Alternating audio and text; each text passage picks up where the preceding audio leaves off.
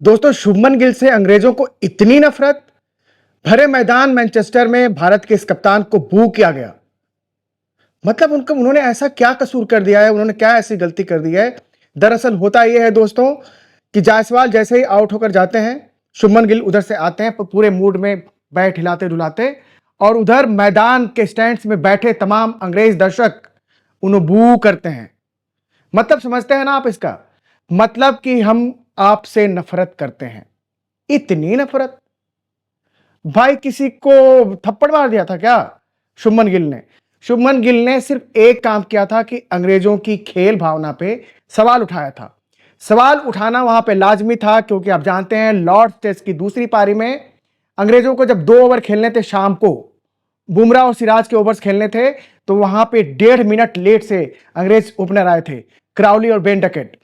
वहां पे चलो शुभमन गिल ने चुपचाप मान लिया।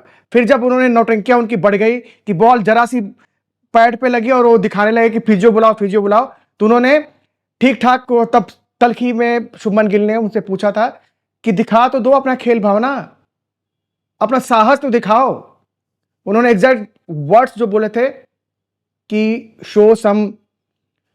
और उसके बाद मैनचेस्टर आते हैं, मैनचेस्टर में उनसे सवाल पूछा जाता है, अंग्रेजों द्वारा ही सवाल पूछा जाता है, तो उन्होंने बोला कि खेल भावना इंडिया ने दिखाया, वहां पे अंग्रेज ठीक नहीं थे, वहां पे इंग्लिश टीम जायज बर्ताव नहीं कर रही थी।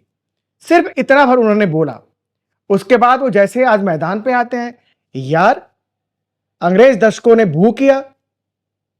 अरे नहीं चाहिए उनका प्यार। और यहां प्यार लूटने प्यार मांगने नहीं गए हैं शुभमन गिल। शुभमन गिल और उनकी टीम गई है इंग्लैंड में नई कहानी लिखने। और हम जानते हैं कि वो अच्छे खेल से ही लिखी जा सकती है, बिना खेल के नहीं, मैदान पे अग्रेशन दिखाकर नहीं। लेकिन जहां पे अग्रेशन दिखाने की जरूरत हो तो क्या वहां पे क्या भारत के कप्तान पीछे रह जाए, सिर्फ इसलिए कि उनकी छवि शरीफों वाली रही है? दुनिया ने, तमाम लोगों ने सवाल उठाए, रिकी पोंटिंग से लेकर तमाम लोगों ने, कि भाई शुभमन गिल का व्यक्तित्व इस तरह के नहीं है, उनकी शख्सियत इस तरह की नहीं है, लेने के देने न पड़ जाए, क्योंकि लॉर्ड्स में शायद शायद इसका खामियाजा उन्हें भुगतना पड़ा। और मुझे तो लगता है कि भाई ये जो बू किया गया है मैनचेस्टर में, उसका भी खामियाजा भारत के कप्तान को भुगतना पड़ा है।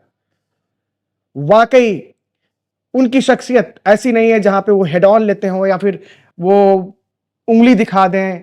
विराट कोहली होते तो बात अलग होती, विराट कोहली तो ठीक से बर्ताव भी कर देते। एक शरीफ कप्तान, उसको अंग्रेजों ने ऐसे बू किया।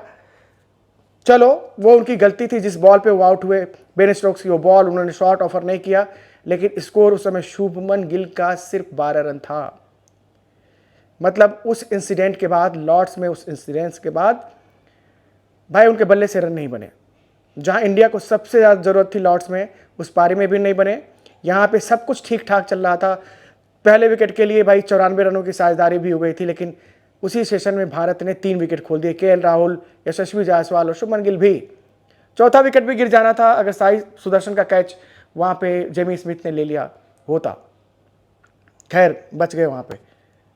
लेकिन बात यहाँ पे इंडिया के विकेटों की नहीं है, बात यहाँ पे इंडिया के खेल की नहीं है, बात है यहाँ पे अंग्रेज दर्शकों के बर्ताव की। This is not done.